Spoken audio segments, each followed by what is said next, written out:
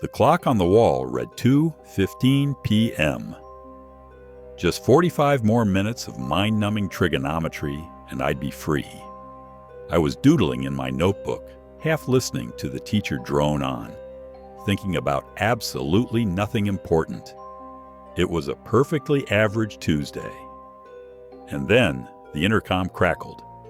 A sound we'd heard 100 times, usually for some boring announcement. But this time, it was different. A frantic, clipped voice cut through the air. "This is a lockdown. Lock all doors, lights off. Stay quiet. This is not a drill." We all thought we knew what to do. We'd practiced it. But you can never practice for the moment you hear the glass shatter. You can never be prepared for the voice on the other side of the door that isn't a teacher, that isn't a cop, but something else entirely. We all thought it was just another drill. We were dead wrong. The places where we grow up are supposed to be safe. Schools, especially, are built to be sanctuaries for learning, walled off from the dangers of the outside world. But for millions of students, that illusion of safety has been shattered by an event that's becoming terrifyingly common: the school lockdown. A real lockdown, not a drill, plunges students and teachers into a state of primal fear. It's a silent, drawn-out horror where every creak in the hallway, every distant siren could mean the unthinkable. And the research is clear. These events can cause serious psychological damage, leaving invisible wounds that last a lifetime. The anxiety, depression, and post-traumatic stress can linger long after the all-clear is given.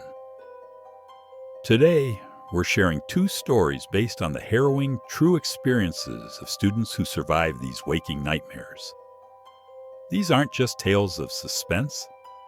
They are raw accounts of what it feels like when the sanctuary is breached, and the terrifying reality of what haunts you long after the doors are unlocked. My junior year of high school was all about one thing: getting my driver's license. That was the whole goal. Every class was just a stepping stone to the moment I could finally get behind the wheel and escape my suffocating suburban town. I was in 4th period chemistry, staring at a diagram of a covalent bond that looked more like an alien spacecraft than anything from science.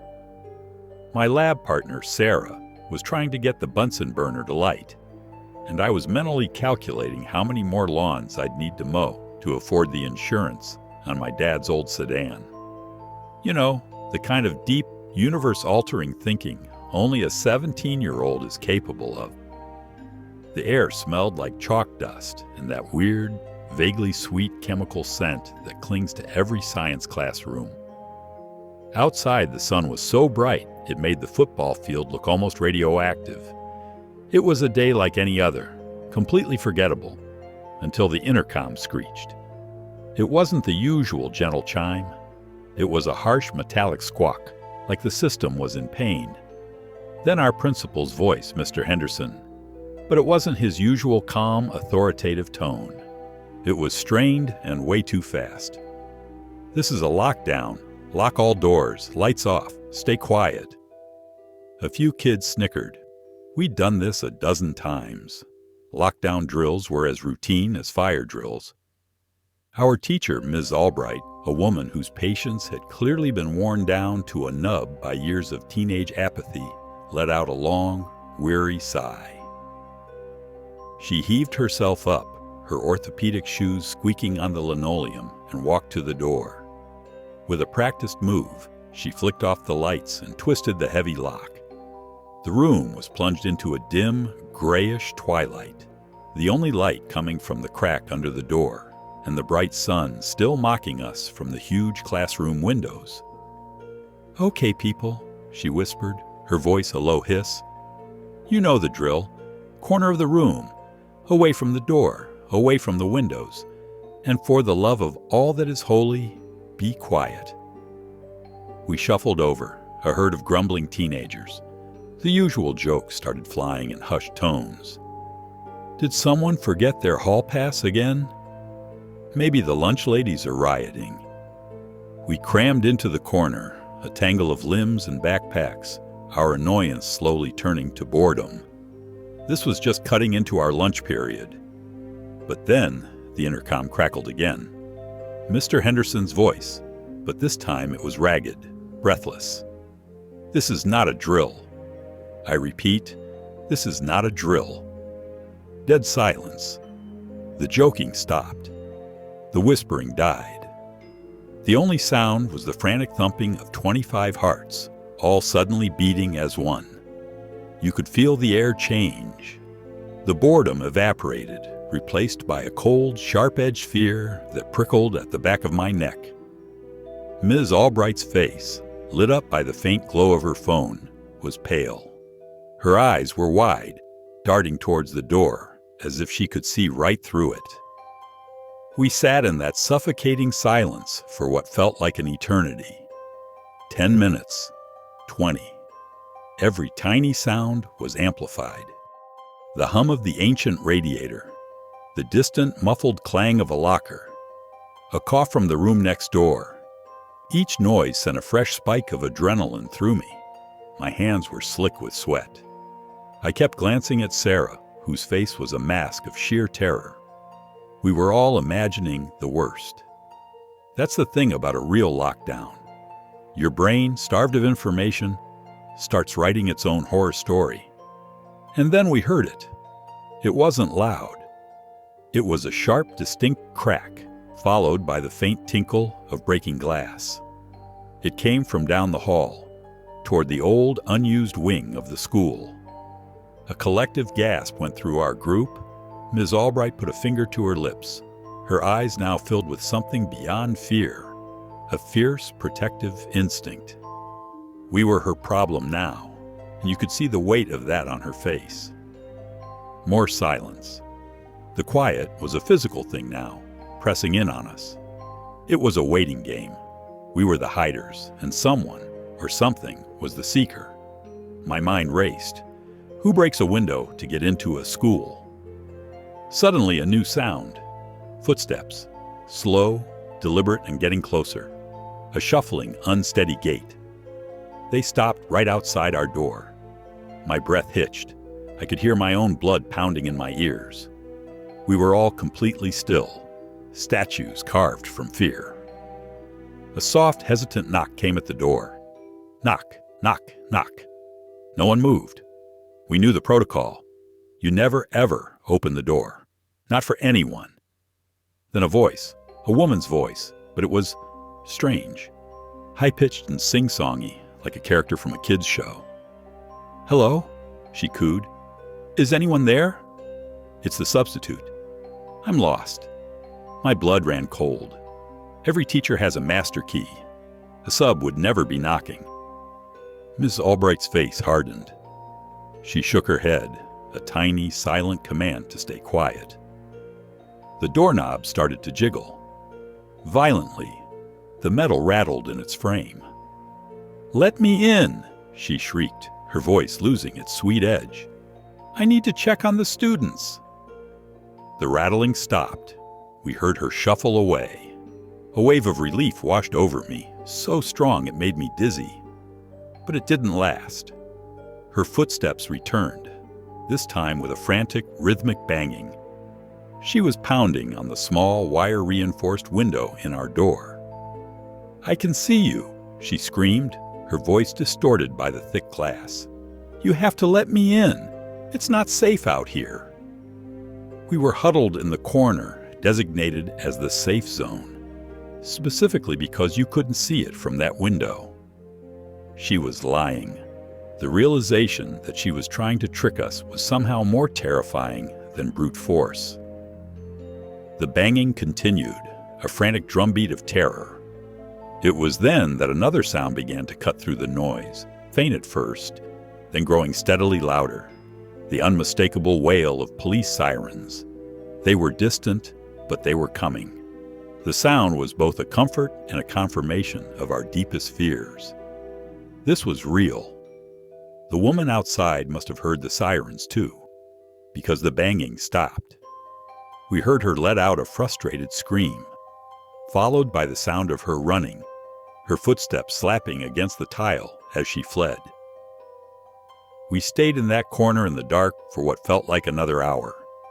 The silence returned, heavy with what had just happened. It was punctuated only by the symphony of sirens, growing from a distant hum to a deafening roar that surrounded the school. We could hear tires screeching, car doors slamming, and the urgent shouts of men outside. Eventually, a new knock came, firm, authoritative. "This is the police." "Is everyone all right?" a deep voice called out. Ms. Albright, after a moment's hesitation, called back, her voice trembling slightly. "Yes, we're all here. We're safe. We're going to unlock the door." "Stay where you are," the voice commanded. A key slid into the lock, and the door swung open. A police officer in full tactical gear stood there, weapon ready. Behind him, the hallway was filled with more officers. It was so surreal, like we'd stumbled onto a movie set. He gave us a quick, reassuring nod, and his team moved on, clearing the next room. The lockdown was lifted about 20 minutes later. As we emerged from the classroom, blinking in the bright fluorescent lights, the scene was controlled chaos. Cops were everywhere.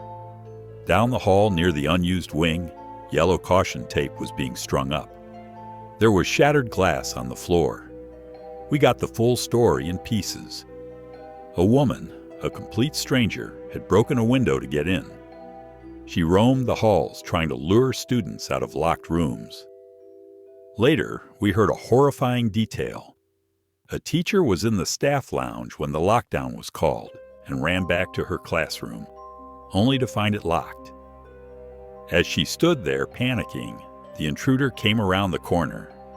A student inside, seeing both of them through the door's window, frantically mouthed, "Get away! Don't let her in!" The teacher fled, hiding in a janitor's closet until police arrived. The woman was eventually cornered by staff, pepper-sprayed a guidance counselor, and was finally tackled by a gym teacher who held her until the police took her away. No one was seriously physically hurt, a fact everyone kept repeating like a mantra of relief. But school was never the same for me. The invisible wounds were deep.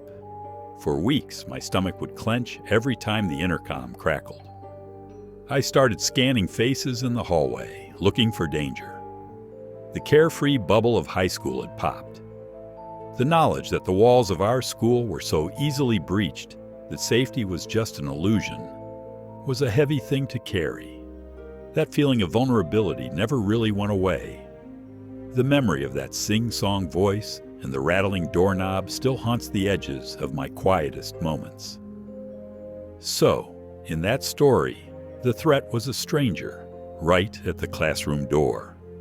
But sometimes, the horror of a lockdown isn't about a direct confrontation. It's about the chaos you can't see, the violence you only hear in rumors, and that agonizing wait while your phone lights up with desperate messages from the outside world.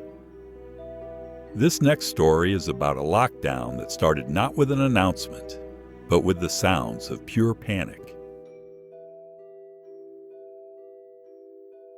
My sophomore year was the year I discovered music. Not just listening to it, but living it. The choir room was my sanctuary. It was a loud, chaotic, wonderful place that smelled of old sheet music and floor wax. And it was the one class where I felt like myself. The rest of the school day was just something to get through, with my headphones as a shield, counting the minutes until I could be back in that room. It was just after lunch, and the school was at peak chaos. The bell for fifth period had just rung, and a tsunami of students was crashing through the main hub of the school, a wide, open area we called the rotunda. I was swimming against the current, heading for the choir room, when the vibe just shifted. It wasn't one thing, but a bunch of small, wrong details. A couple of kids near the main office started running. Not the usual late-for-class jog, but a full-on, wide-eyed sprint. Then I heard a scream. It was quick, lost in the noise, but I heard it. A group of students ahead of me suddenly reversed course, pushing back, their faces confused and panicked. The noise level grew, but it wasn't happy chaos anymore. It had an undercurrent of fear. Then the lockdown alarm blared. Not an announcement, just a piercing, continuous siren, a sound reserved for the worst emergencies. Teachers flew to their doors, their faces grim, yelling at students to get inside the nearest classroom. Any classroom. My teacher, Mr. Davies, was at the door of the choir room, his usual happy-go-lucky expression gone, replaced by a steely focus. He was grabbing students by the arm as they ran past, pulling them into our room. "In! In! Get in now!" he shouted over the alarm. I scrambled inside with a dozen other kids I didn't even recognize. Mr. Davies slammed the heavy wooden door, and the alarm was instantly muffled. He threw the bolt lock, and it echoed like a gunshot in the now silent room. He didn't bother with the lights. The room had no windows, so it was already a dark, cavernous space. He just pointed to the tiered risers at the back. "Everyone gets down behind the risers, now, and be silent." The change was jarring. 1 second, I was in a sea of panicked students. The next, I was crammed on the floor behind a wall of plywood, plunged into near-total darkness and a terrifying quiet. The sudden silence felt even scarier than the alarm. A girl next to me started to cry, soft, hiccuping sobs she tried to muffle in her hoodie. A few others were whispering nervously, "What's happening? Did you see anything?" Then our phones began to buzz. One by one, small screens lit up the darkness, casting a ghostly blue light on our terrified faces. My mom's name flashed on my screen. I opened the text, my hands shaking so badly I could barely type. "Are you okay?" "The school is on lockdown. I'm on my way." My heart hammered against my ribs. It was real, so real that parents already knew. I tried to sound calm as I texted back. "I'm fine. In the choir room. We're safe. What's going on?" The response was almost instant. "Reports of a stabbing. In the school. Just stay put. I love you." A stabbing. The words didn't compute. I looked around at the other faces lit up by their phones. I could see the same horror dawning in their eyes as the news spread from screen to screen in whispered, terrified fragments. Someone had been stabbed. Here. The girl who was crying started to sob harder. From somewhere in the darkness, I could hear someone praying. Mr. Davies was pacing silently near the door, his phone pressed to his ear, listening more than talking. The lockdown dragged on. An hour passed, then another. The initial adrenaline faded into a draining, gnawing anxiety. We were trapped in this dark, windowless room with nothing but our fears and the scrambled, often contradictory information filtering in through our phones. Parents were texting, news alerts were popping up, and every message was a reminder of the barrier between us and a danger we couldn't see. I learned later about a freshman named Leo. He'd been in the bathroom when the alarm went off. By the time he came out, the halls were empty and every door was locked. He was trapped. He hid in a bathroom stall for over 2 hours, listening to the sirens and footsteps, completely alone, not knowing if the threat was right outside the door. From our hiding spot, we heard the sirens, too. Rumors were flying through text chains. Some said it was a gang fight. Others said a student attacked a teacher. The not knowing was its own special kind of torture. After what felt like a lifetime, probably closer to 3 hours, the lockdown was lifted. A police officer's voice came over the intercom, calm and measured, telling teachers to keep us in our rooms until we were dismissed. When we were finally allowed to leave, the school was almost unrecognizable. Cops stood at every corner. There was a strange, tense quiet in the hallways. In the center of the rotunda, a large section of the floor was cordoned off with yellow tape. Custodians were working, but you could still see the dark stains they were trying to scrub away. The official story confirmed the worst rumors. A fight between two students had escalated. One had stabbed the other multiple times before a security guard tackled him. The victim was in critical condition. Going back to school the next day was one of the hardest things I've ever done. The air was heavy with a collective trauma. Students were crying in the hallways, counselors were in the library, but most of us just walked around in a daze. The spot in the rotunda was scrubbed clean, but it was like a ghost limb.